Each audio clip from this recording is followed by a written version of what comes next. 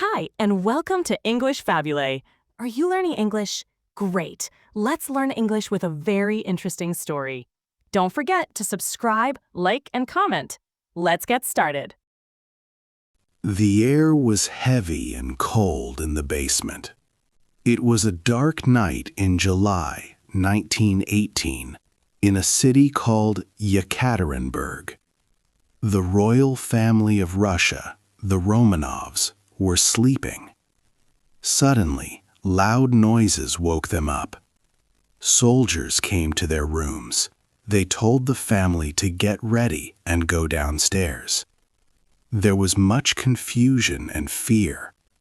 The children were sleepy, and the parents were worried. They did not know why they were being moved.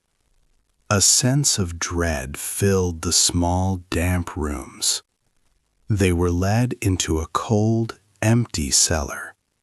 This was the end for a family once seen as special, chosen by God to rule.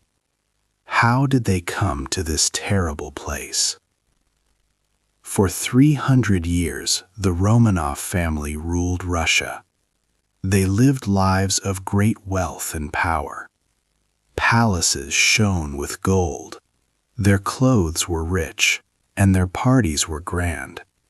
Russia was a giant empire, full of old traditions. Many people believed the Tsar, their king, had power from God. They thought his rule would last forever. But in just a few short years, everything changed. The powerful empire broke apart very quickly.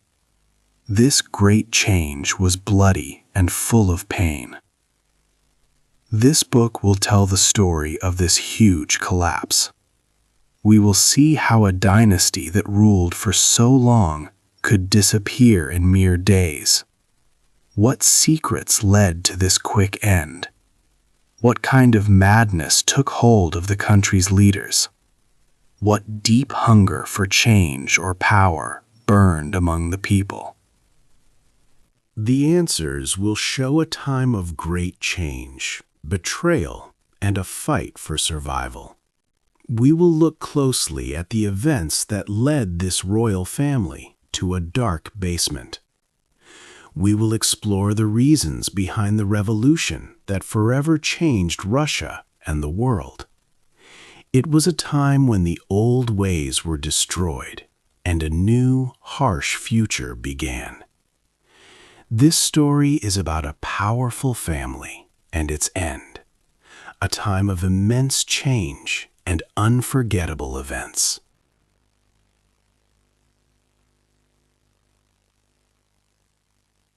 A land of poor people.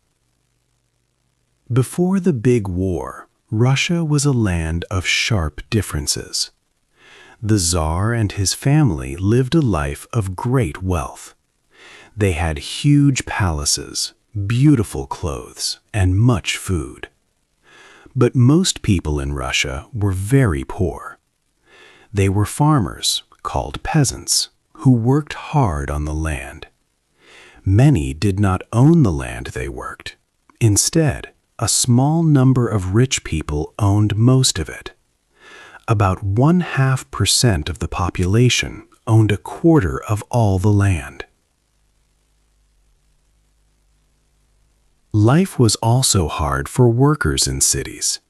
They lived in small, crowded houses with bad conditions.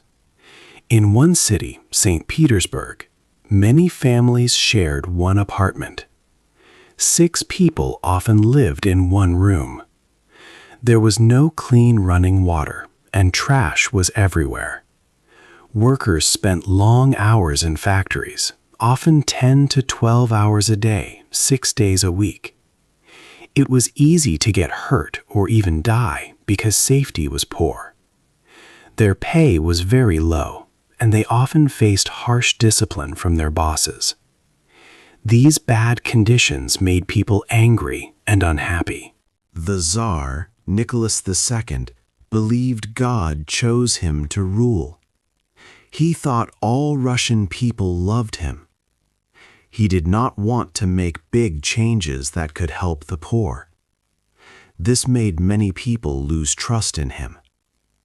A very important event happened in 1905. Many unarmed people marched to the Tsar's palace in St. Petersburg. They wanted to ask the Tsar for a better life. But the Tsar's soldiers shot at them. Hundreds of people died. This day became known as Bloody Sunday. After this, people no longer saw the Tsar as their kind father. Their trust was shattered. Around this time, a strange man named Grigory Rasputin came to the royal family. He was a mystic, often called the Mad Monk. He had a strong, hypnotic gaze. The Empress, Tsar Nicholas's wife, trusted Rasputin very much. She listened to him more than her own advisors. This was a mystery to many people, and made the royal family even less popular. Rasputin's influence led to bad decisions and corruption in the government. The events of 1905, like Bloody Sunday, did not change things much at first. The Tsar still held most of the power. But the anger of the poor people and workers did not go away. It stayed in the factories and villages, growing slowly. The year 1905 was not a final defeat for the people. It was more like a practice, a rehearsal for something much worse that would come later. The cracks in the Russian Empire were growing deeper, soon to break open completely. The Big War begins.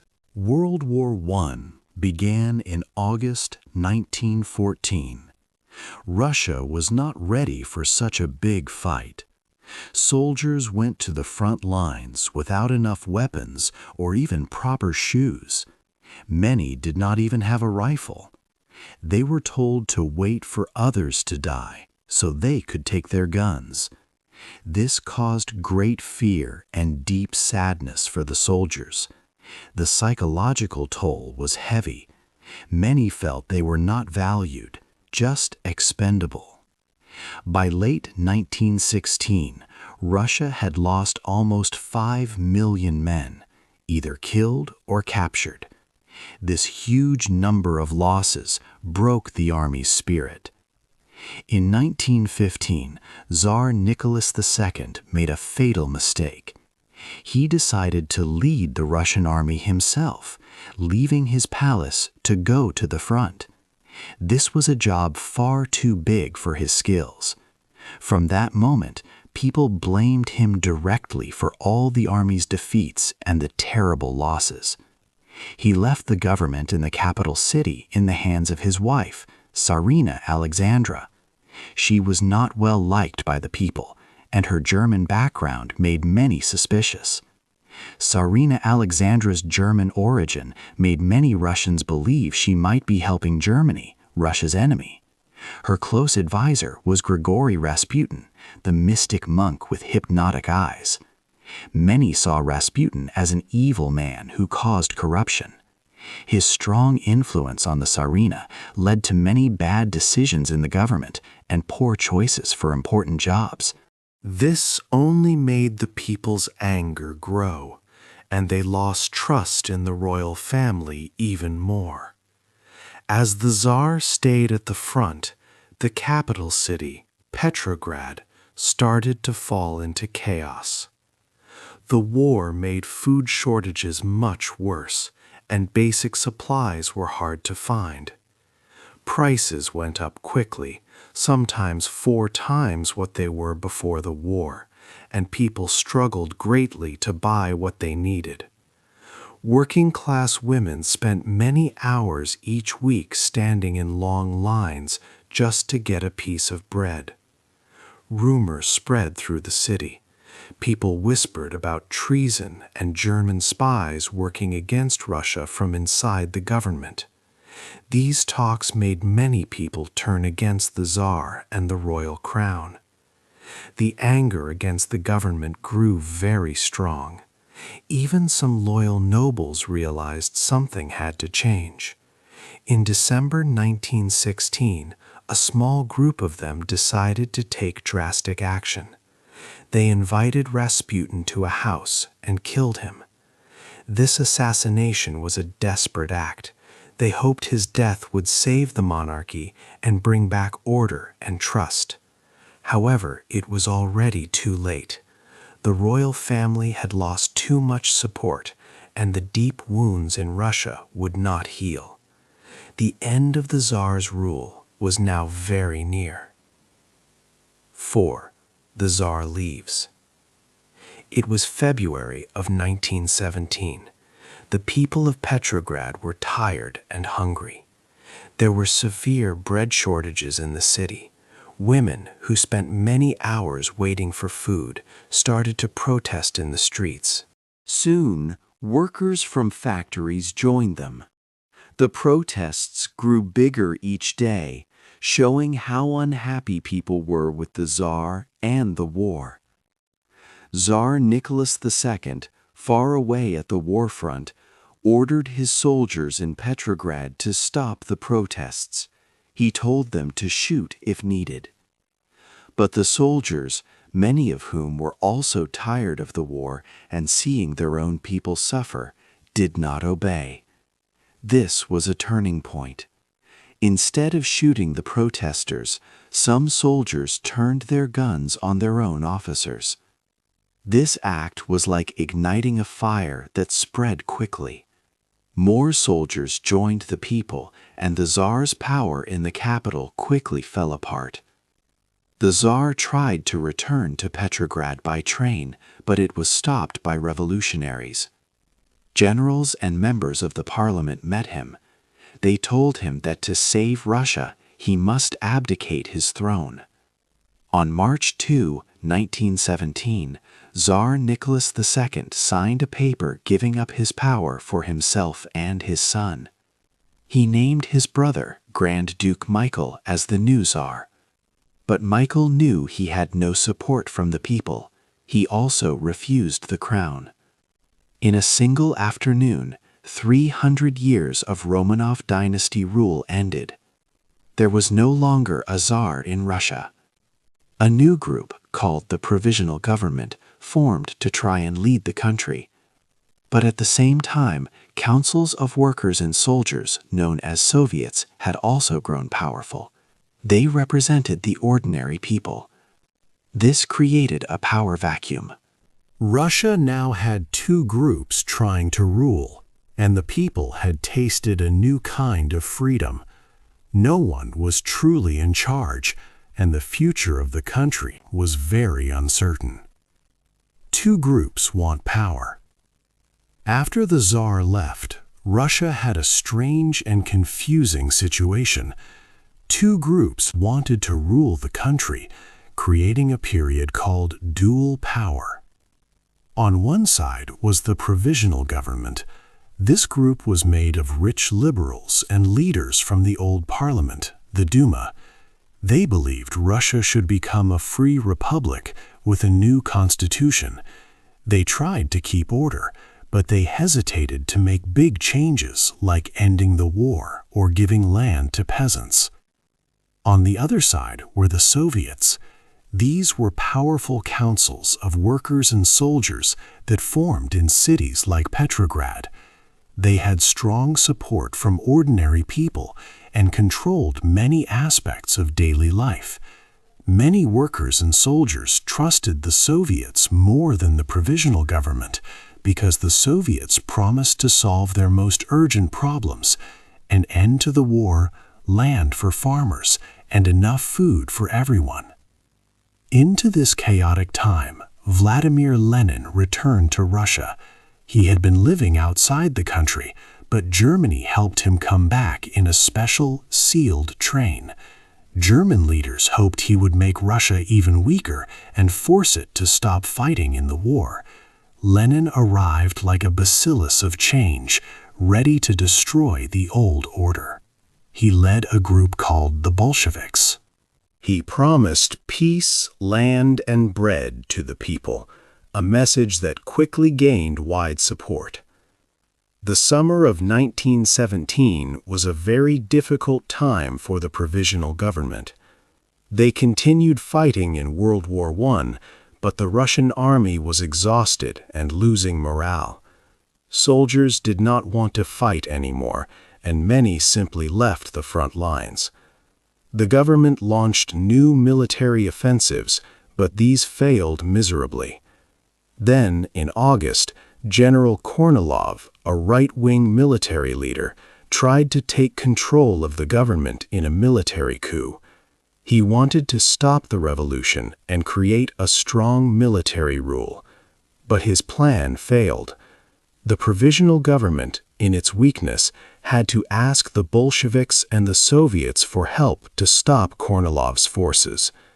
This event made the Bolsheviks much more popular and showed how helpless the government was. The provisional government could not solve the country's huge problems like hunger or the ongoing war. The Bolsheviks, led by Lenin, now seemed to be the only group with a clear plan and the will to act. With strong support from many workers and soldiers, they began to arm themselves, getting ready to take power. The October Revolution was a very different event from the chaotic February riots. This time, it was a silent, planned takeover by the Bolsheviks. On November 7, 1917, which was October 25th by the old Russian calendar, the Bolsheviks launched their plan in Petrograd. Leon Trotsky, the chairman of the Revolutionary Military Committee, was key in organizing the insurrection. Vladimir Lenin, who had been hiding for his safety, secretly returned to Petrograd to ensure the party acted quickly. Under the cover of darkness, Bolshevik forces moved. They quietly seized control of important city points. Bridges, telegraph offices, and banks were taken over. This made it very difficult for the existing provisional government to communicate or respond. Already, 50,000 workers had publicly supported the Bolsheviks' demand for all power to the Soviets, showing growing support for their cause. The most famous moment was the storming of the Winter Palace. This grand palace served as the home for the provisional government. However, it was not a heroic battle with much fighting. Instead, it was a confused and messy surrender of the old order. Many of the few soldiers guarding the palace did not resist. Some simply left, and others joined the Bolsheviks who entered the building. The members of the provisional government were arrested, marking the end of their short rule. Lenin and the Bolsheviks now held total power. They quickly announced a new era for Russia. They declared that Russia would become the world's first socialist state, promising peace, land, and bread to the people. One of their first major actions was to sign the Treaty of Brest-Litovsk in March 1918, ending Russia's part in the Great War. This was a fulfillment of a key promise to the war-weary population. However, this new government was not accepted by everyone. Many different groups, from former army officers and wealthy landowners to other socialist parties like the Mensheviks and socialist revolutionaries, opposed this drastic change. They saw the Bolsheviks as a small group that had taken power by force, not by the will of all the people. In elections for the Constituent Assembly held after the revolution, the Bolsheviks only received 25% of the votes. When it became clear they lacked widespread support, they dissolved the assembly in January 1918. This dissolution showed their determination for one-party rule. To deal with their enemies, the Bolsheviks also created a secret police force called the Cheka. Its job was to find and punish those considered enemies of the people, starting a period known as the Red Terror. The Bolsheviks had seized power, but keeping it would prove to be a much harder task. It would demand great ruthlessness and lead to further conflict. Many opponents were already plotting against the new red flag, and the country was on the edge of a bloody civil war. Brother fights brother. After the Bolsheviks took power, Russia did not find peace. Instead, a terrible civil war erupted across the country. It was a fight between Reds and Whites. The Reds were the Bolsheviks and their many supporters who wanted a new socialist country. The Whites were different groups who did not want the Bolsheviks to rule. They included people who wanted the old monarchy back, soldiers from the old army, and even some other socialist groups. Many countries like Britain, France, the United States, and Japan sent supplies to help the Whites. But the Reds had strong loyalty from many workers and farmers inside Russia. This war was very bloody, with Russians fighting Russians. Leon Trotsky, a key Bolshevik leader, built the Red Army quickly. It was made of millions of workers and farmers ready to fight for the new government. The Whites were led by old army officers and rich landowners fighting to restore the old order. The war spread across the vast Russian Empire, bringing chaos to every city and village. To keep their new power, the Bolsheviks began strong actions known as the Red Terror. They created a secret police group called the Cheka. This group's job was to find, arrest, and punish anyone they thought was an enemy of the people or who worked against the revolution. They were very ruthless and used harsh force to stop any opposition. This brought great fear to many families throughout the land. Amidst this growing chaos, the Romanov family, the former Tsar and his relatives, were still alive but in great danger. After Tsar Nicholas II left his throne, they were held in different places far from the capital. As the civil war came closer to them, they were finally moved to a house in the city of Yekaterinburg. White armies were quickly getting close to this city, threatening to free the royal family. The Bolshevik leaders in Moscow then made a final decision. On the night of July 16, 1918, in the early morning hours, the Tsar Nicholas, his wife Alexandra, their 5 young children, their doctor, and several loyal servants were woken up. They were told to go down to a small, cold basement room. They did not know what terrible thing would happen. Then soldiers entered the room and began to shoot them all. It was a swift and brutal execution for the entire royal family, ending the Romanov dynasty forever. This resolved the chilling mystery introduced in the first chapter. The Civil War lasted for more than 2 years, bringing immense suffering to Russia. Millions of people died, not just from the fighting itself, but also from widespread hunger and deadly diseases. Farms were often destroyed, and cities ran out of food, causing terrible famine. The revolution, which had promised a better life and peace, had turned into a desperate struggle for the very survival of the new government and the country.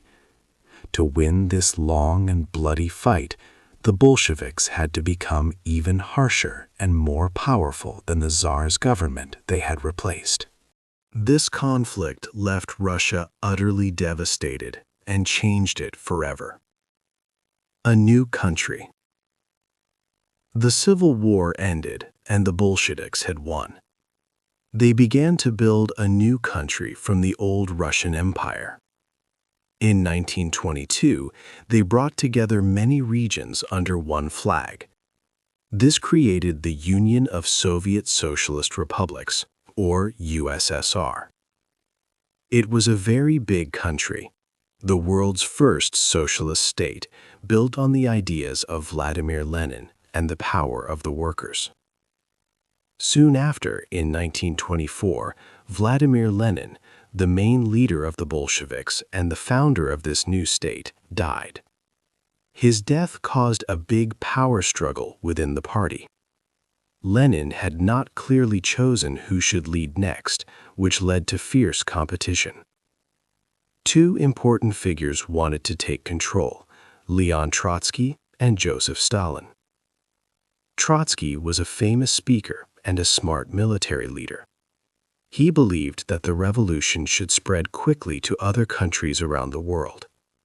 Stalin, however, was less known publicly, but had carefully gained power behind the scenes. He worked hard to get people on his side in the party, focusing on building strength at home. He believed that Russia should first establish socialism in one country before seeking global revolution. Stalin was very clever and managed to outmaneuver Trotsky. By 1928, Stalin became the new, strong leader of the Soviet Union, removing all his rivals. Trotsky was forced to leave Russia and was later sent away from the country forever. The revolution brought many big changes to daily life. For example, women gained new rights, like being able to get an education and having abortions made legal for the first time. The new government also worked to give working-class people important positions in party leadership, hoping to ensure the proletariat was represented. But the new country quickly became authoritarian. The Bolsheviks banned other political groups and stopped any disagreement. They created a one-party state where only their ideas were allowed. Many people in Western countries saw this as simply replacing one kind of strict rule, the Tsars, with another, communism. The Russian Revolution left a huge and complex legacy for the world. It showed that a small group could completely transform a large country. A new superpower was born that lasted for decades. It inspired anti-colonial movements and gave hope to oppressed groups around the world, especially with its promise of equality. However, it also came with a high human cost, including strict control over people's lives and political freedoms, and widespread suffering. The lives of millions were forever changed. But many people wondered if the great cost of the revolution, with all the fighting, terror, and loss of freedom, was truly worth the final result. What do you think was the biggest change that the Russian Revolution brought to the world? Hey there! Just a second before you go. If you learned something new today, please give this video a like, write your thoughts in the comments, and subscribe to the channel. It only takes a second, and it really, really helps to create even better English videos for you. Your support means the world.